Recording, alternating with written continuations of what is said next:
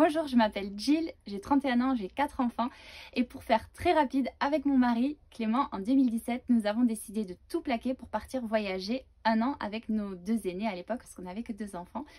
Et on a tout plaqué pour faire le tour de l'Amérique du Sud en 4x4. C'est dans ce contexte que j'ai créé mon compte Instagram Jill et sa tribu et aussi notre chaîne YouTube Jill et Clem. Et 5 ans plus tard, je suis toujours là.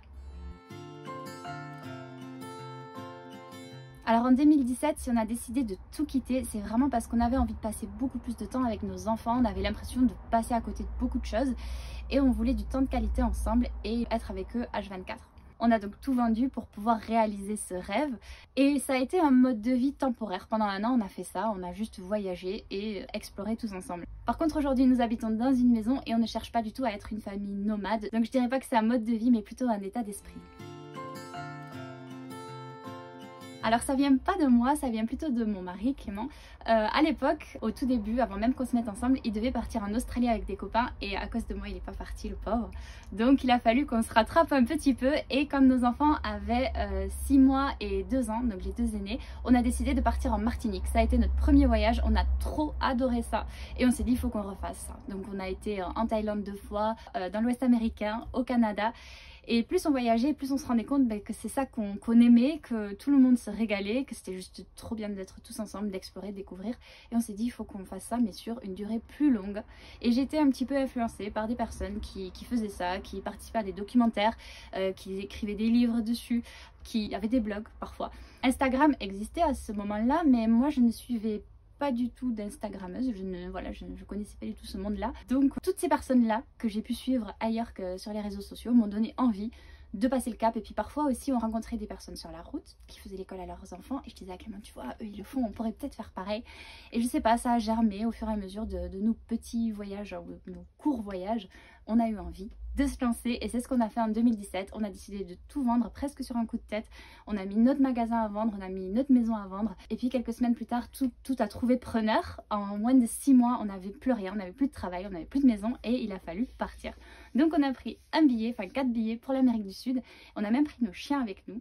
On a acheté un 4x4 qu'on a aménagé nous-mêmes du coup dans notre jardin avec une tente de toit sur le toit et c'était parti. On est parti pour 1 an en famille, 1 an de voyage.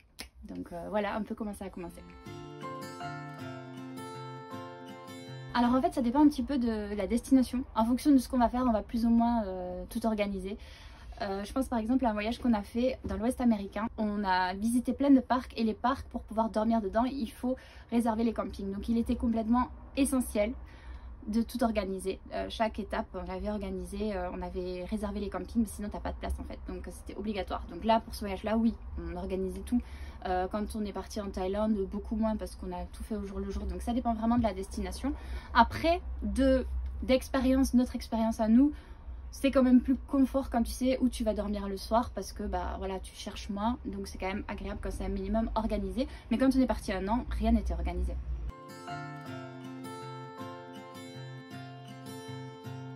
Alors en fait on se pose pas trop de questions donc on organise vraiment les grandes lignes et après bien sûr qu'il peut y avoir des imprévus, des choses qui vont mal, un enfant malade ou voilà ça peut arriver. C'est quelque chose qui est assez stressant. Nous on a opté pour toujours avoir une assurance voyage avec nous, ils vont nous guider s'il y a un problème et à chaque fois qu'on a été pris en charge à l'étranger, on a été super bien pris en charge. C'est vrai que c'est une crainte qu'on peut avoir à se dire non mais si mon enfant tombe malade qu'est-ce que je fais, mais il y a toujours une solution et à chaque fois les prises en charge ont été au top. Pour notre premier voyage on avait d'ailleurs choisi la Martinique parce qu'on s'était dit bon la carte vitale elle va fonctionner, les médecins vont parler français et ça nous rassurait vraiment de partir dans les dom-toms.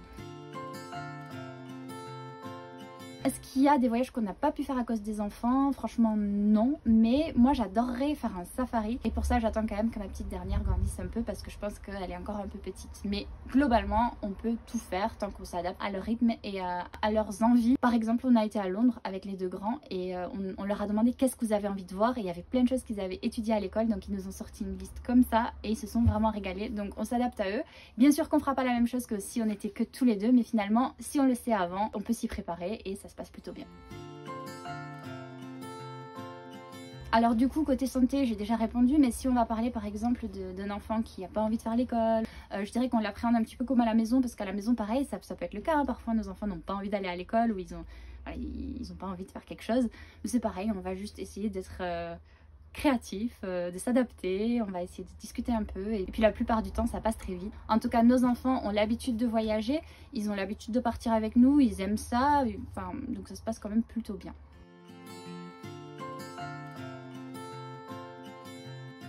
Je me souviendrai toujours le vol de l'enfer, on le surnomme comme ça. C'est un vol Paris-San Francisco qu'on a fait avec notre fille quand elle avait 13 mois. Et en fait, elle avait envie de marcher. Elle voulait que ça, marcher, marcher, marcher, mais elle ne savait pas marcher. Et on était dans un avion pour 13 heures. Sauf qu'à un enfant, on ne peut pas lui dire non, mais là, en fait, on ne peut pas descendre, il faut rester là jusqu'à ce soir. Donc ça a été très très très long, elle n'a pas dormi une minute, elle ne voulait que moi, elle voulait que marcher et ça a été très long. Et pendant ce voyage là je me disais mais pourquoi je m'afflige ça, pourquoi on est parti faire ce voyage, personne m'a forcé à faire ça et pourtant je suis sur ce vol, je peux pas sortir.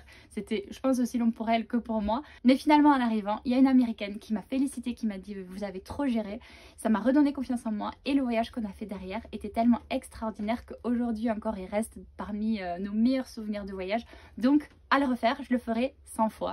Donc oui, parfois il y a des moments un peu plus durs, mais ça veut pas dire que c'est grave et que ça vaut pas le coup. Finalement, c'est la vraie vie, quoi.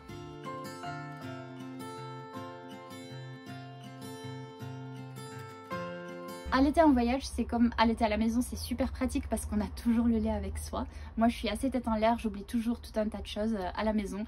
Il m'est déjà arrivé de partir sans couche plusieurs fois, donc le fait d'avoir du lait avec moi toujours où je vais et à température parfaite, ben, ça me sauve. Au-delà du côté très pratique et on ne cherche pas le lait adapté quand on arrive sur place, je trouve que c'est plutôt bien vu, en tout cas j'ai jamais eu de problème, vraiment pas.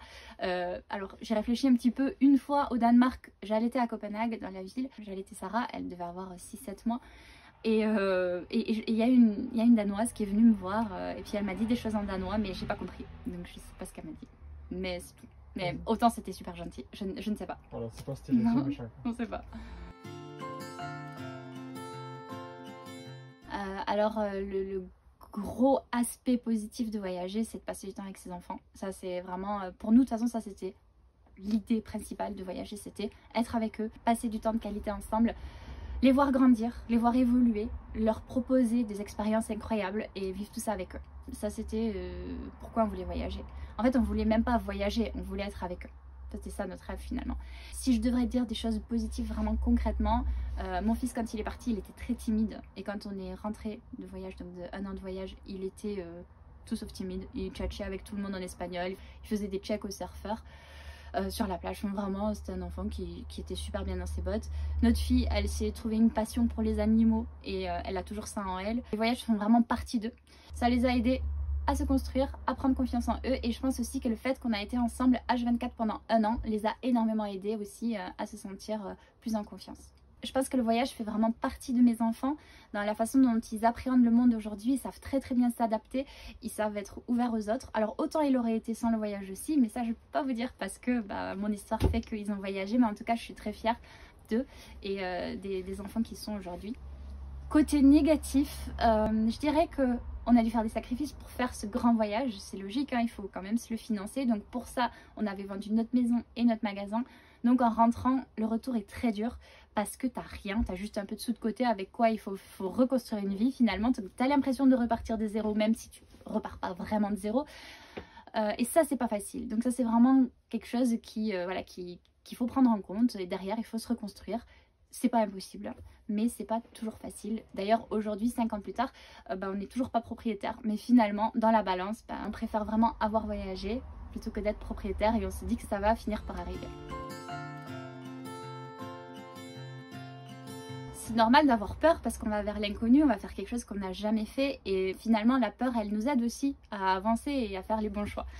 Mais je dirais que si c'est quelque chose qu'on a envie de faire, c'est que c'est chouette aussi d'essayer et de voir et faire et essayer, c'est aussi sortir de sa zone de confort et donc de l'agrandir. Je pourrais vous conseiller que de sauter le pas, d'oser, de le faire. Peut-être commencer petit, peut-être pas commencer tout de suite par un gros jet lag ou quelque chose de trop compliqué.